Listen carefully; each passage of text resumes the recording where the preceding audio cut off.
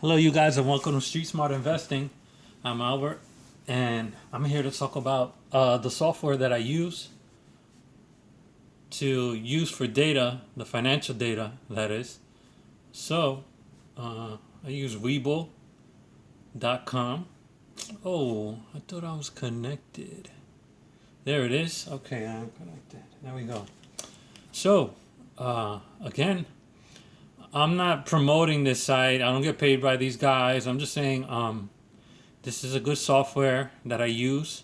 I recently got a laptop, and on the phone, it's actually better. So this software can be downloaded on the iPhones and all other phones as well. As you can see, it is downloadable for Android. It's good for iOS, the Windows, for Mac, and also good as a browser view. For desktop, they also have a new version, I guess, a new beta version, and maybe some other version there. So yeah, they have I guess a second version.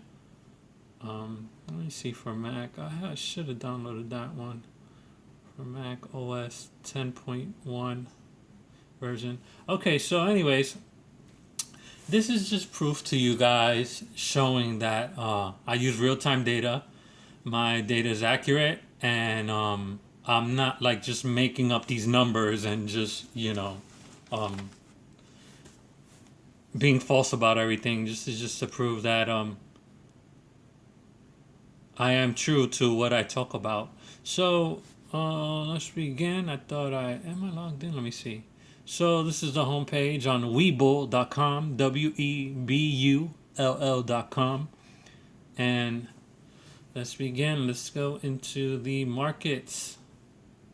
So it's around right now. It's 6:03 p.m. The date is July 16th of the year 2020, and as you can see, just a little quick overview.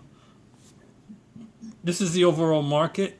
Overall winners and losers. So you have close to 3,000 losers and close to 3,000 winners. Undecided was 215. Undecided is basically they didn't gain or lose anything. They just pretty much stayed the same. And just going through the site, and it's a nice little site. So the sectors that I do talk about, this is where I actually got it from. Again, this is an okay version. I strongly recommend the one on the phone. The phone version is just much better. It's much cleaner, and you can zoom in and out, and it just has better equipment on it. So look at all these sectors right here on the left hand side. I don't really worry about this. That's some technical stuff. The change, I did mention it in one of the videos that I did previously a few days ago. So again, I alphabetically did it, starting with the letter A. As you can see, all these groups and stuff. I know other markets and software programs, they kind of just use one big broad group term. Like they'll say, oh, medical industry, the bank industry, and that's just too wide. There's too many hundreds and hundreds of companies in that one group. So I like it more scattered out. When they talk about the categories, like for example medical, they'll break it down here on Webull, like medical insurance, medical equipment, medical technology, biotech, and other sorts of categories as well. It's more defined and more detailed. This is what I like about the site, and this is what I am trying to provide to you guys. And again, I try to do a fundamental analysis. As you can see, the list goes on and on and on. Very, very long. So again, I did this sector already. I believe this sector is a very strong sector. They're gonna pour a lot of money into this sector. This is why I was reviewing it, and I mentioned a bunch of videos in the watch list. The other one, this one's a no-no. Airports, that's a definite fail. You wouldn't want to invest in any airlines and stuff like that. Just gonna go through the keep going. See. I'm trying to look to just a quick overview, just trying to point things out to you guys. This is a good group. I might think about doing this one. This one is investment management and fund operators. That's a good one. Overall, I mean, not just throughout the whole year and whatever. This one's gonna be like for years to come. That's a good investment, I think, to watch list. I mean, I can only recommend watch listing since I'm not a licensed advisor. But again, if you're going to invest in the stock market or buy and sell, it's recommended that you get a financial advisor and heed to that advice. So this is the medical equipment and technology. Let me see if I can open this in another tab. No, I can't. So again, yeah, see, this is some basic info here. As you can see, there's a list of 91, and again, I reviewed some of these in the videos that I have provided. Wow, I can go slowly up. So yeah,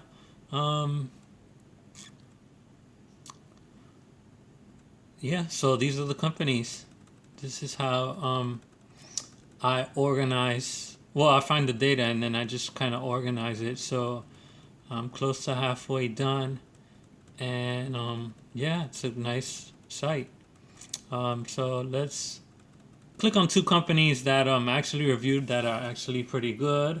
And I want to provide I'm going to provide the same video that I just did, so I can show you the accuracy that showing you guys that that it was legit and stuff. I'm looking for ABMD, and here it is. So as you can see, there you go, ABMD.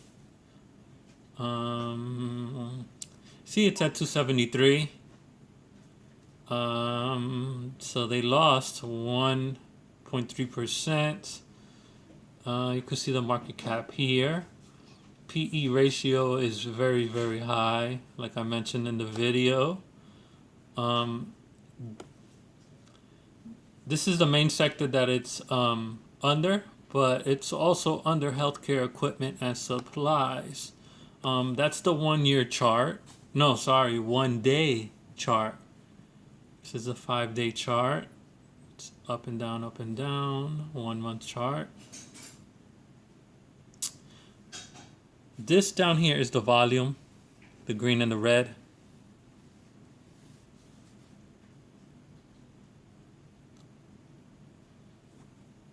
So yeah, you can see this on the phone app, which is much better. As you can see, I've actually listed this info on my videos. So it's not like I'm specifically copycatting everything. I like to just do an overview for you guys and showing, estimates and just overviews on the company. I don't really do price ranges because that varies. They do have pretty good price ranges overall when they do mention them on the site for any stock. As you can see, the earnings each quarter. I can't remember if I mentioned this in my videos, but as you can see, they beat it when actual means they beat it. So when the dark blue is over the light, that's good. When the dark blue is under the light, that's bad. That means that institutional firms and other, big companies with money, when they're not performing well, they tend to not invest into the company because, the valuations are falling apart. But again, they have 4 quarters. So they have 4 chances throughout the year. They have some news on here, and yeah, so This is what I do use. Let's go back and choose another one more. It's another one at the top of the list. Let's see. Right off the, and again, as you go on, as you get used to seeing the names, you kind of know which ones are good and that are stand out. Sometimes, this one's a good one. I haven't reviewed it yet, but it's a good one. I know it's pretty pricey. They're very, very good.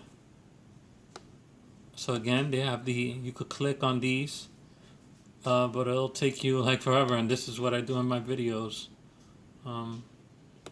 That's a good sign. These two, you could just add them up together because they're both buy signals or buy indicators, whatever you want to call them. So this is how I come up with the analysis. Basically, I add those up. That will come out to 77.77%. So it is a good sign. I don't know if you see the light blue, but they did beat it. They beat it. They beat it. And they beat it. And this is for Q2, Q3, Q4, and Q1 2020. So they're doing pretty good. Doing very, very good. So go to advanced equipment and technology. I'll do one more. What was another one that was good that I just reviewed? That was I think I saw Danaher somewhere. So yeah, I know I mentioned the symbols on my videos, but I don't mention the names of the companies. So again, you can see these names of the companies there, and I think I have to do that. I have to start naming the companies as well, so that way you guys know exactly what I'm talking about. So I'm trying to look for one more.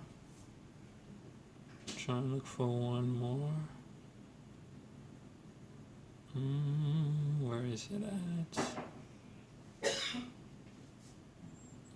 Let's just put it in SDH. And again, you can just type in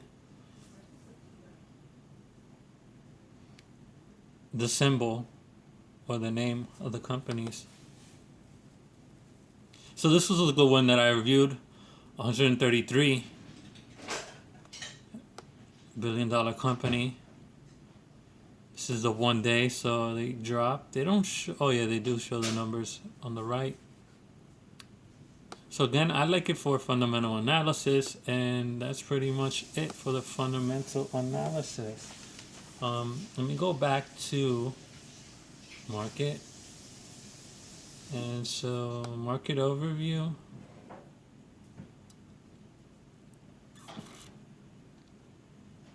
So yeah, I like it to use the hot industries.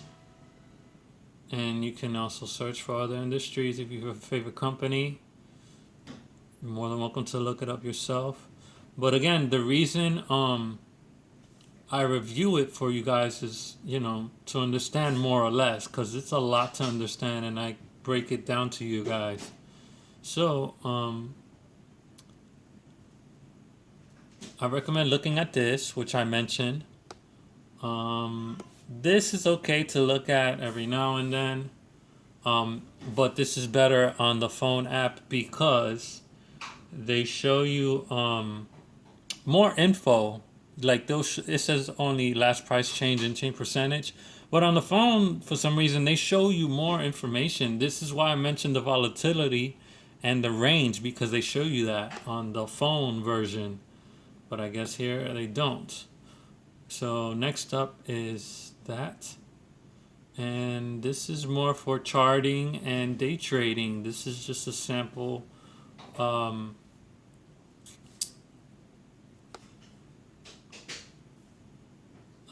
user account that you guys can play with as well. Track down numbers, set up lines and stuff and trends and all. It's a lot of work here. So yeah, you can just set this up to your liking and learn more info on that. I'll probably mention some technicals. Again, the technical analysis and drawing these lines, I like it better on the phone version. On this is too, it's too scattered out for me. I mean, this is just too scattered out. I like this in a separate tab. I like seeing this in a separate tab. I like seeing this in a separate tab. This is just too scattered out for me. It's too bunched up.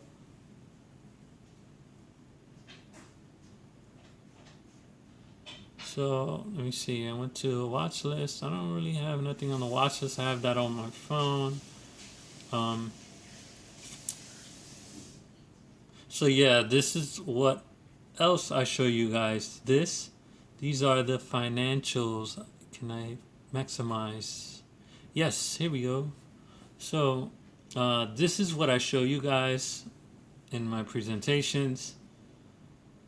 I don't really mention those financials. See, I mentioned this, the financials. I do mention that. These are annual.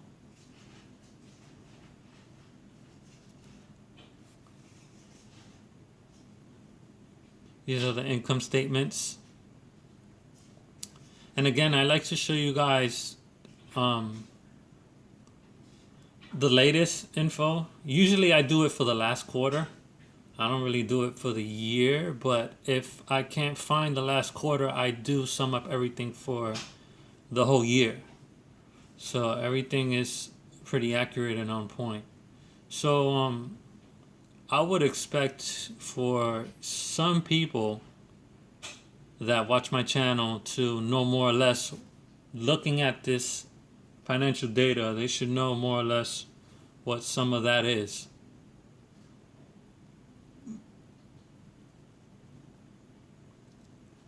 So I can explain it here real quick. Income is basically what they earn each quarter. EPS, you guys should know that, earnings per share. Revenue, that means the sales, all the sales that have been completed. EBITDA is, basically everything they earn before taxes and appreciation and all those other tidbits. And they're left with the net income. Net is basically everything you earn after all deductions. Like, when you check your paycheck and they take out taxes and medical insurance and all that good stuff, 401k, basically what you're left with. And they have the annual. So the financial forecast. Then they have the balance sheet. This is where I look at the net debt. That's what I provide for you guys. That's very, very important out of these three. If I had to choose one category for these, that's the most important, the debt.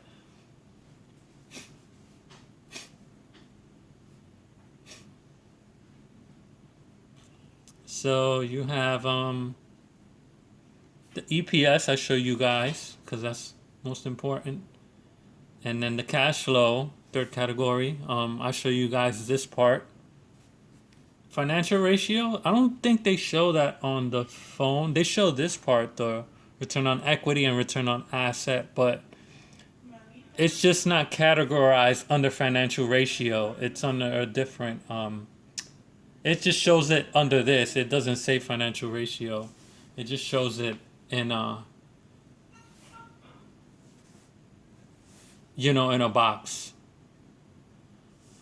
So net income, basically what they earn in total after everything's paid off and all deductions. Revenue, that means the sales.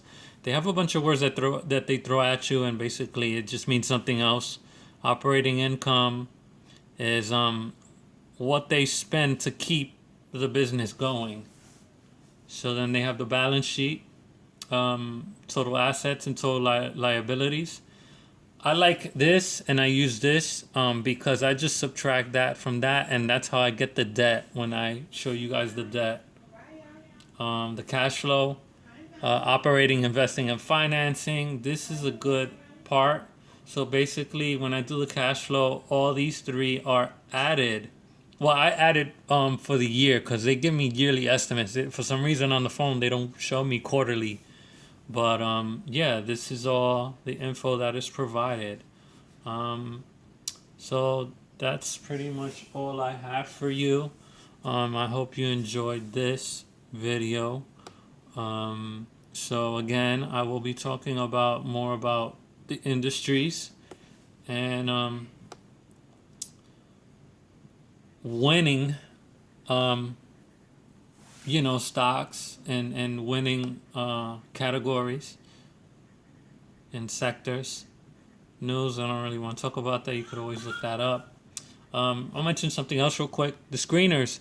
Screeners, I tried earlier to use the screener here. I don't like it. Again, it's best on the phone. Works better, looks better. Um, I'm just so used to it on the phone because you can zoom in and close the screen, and it's just the ease of use for me. It's better on the phone. I don't really use the laptop. But yeah, you set your screeners, and I mentioned on the phone again.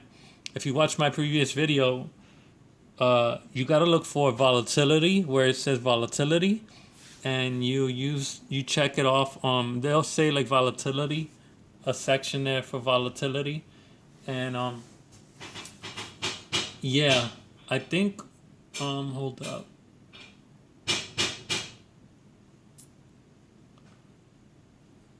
On the main page, hold on, I will show you guys real quick.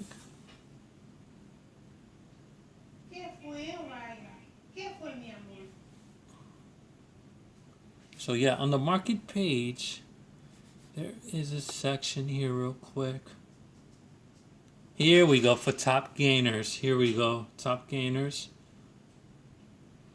So when you follow a list, on the phone, there's a little star that you click on, and then you add on changes, and you modify it to your liking.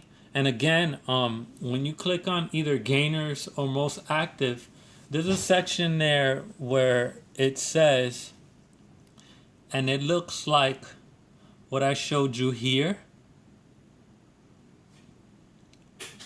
with where is it for the screener part?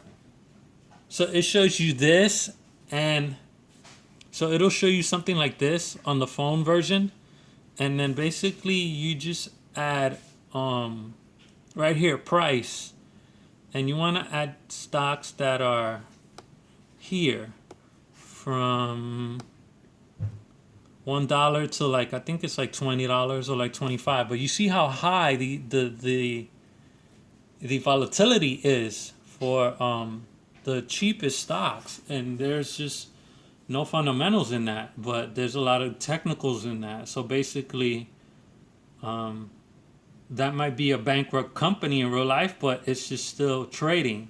So what I'm trying to say is, and that leads me to believe, is that the stock market is not the overall economy.